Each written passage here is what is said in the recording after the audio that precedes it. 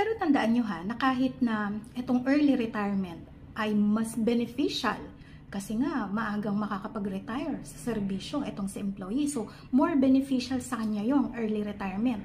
Kahit na ganun, kailangan pa rin na si employee ay magbigay ng kanyang express and voluntary consent or agreement. Uma-agree siya doon sa early retirement policy na employer. Hindi pwede na si employer ay i-impose niya unilaterally yung early retirement package. O basta tanggapin mo yan kasi yan ang company policy, hindi ka pwedeng tumanggi.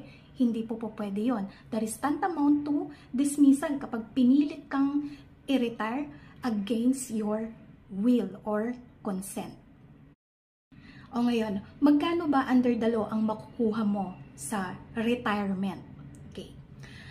1/2 month pay for every year of service.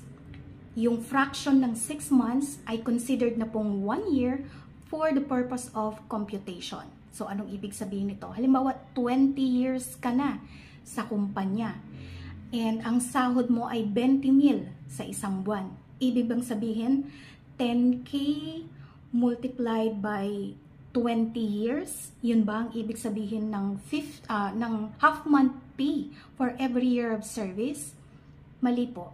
Ang half month pay na sinasabi natin ay equivalent to 22.5 days. Oh, bakit 22.5?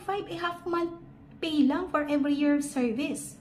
15 days plus 5 days service incentive leave plus 2.5 days.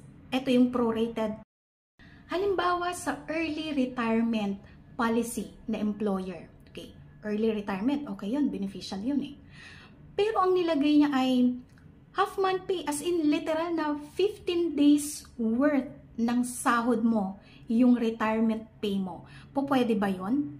Hindi po pwede yun. O, baka sabihin nyo na naman, opinion mo lang yan. Hindi ko po to opinion.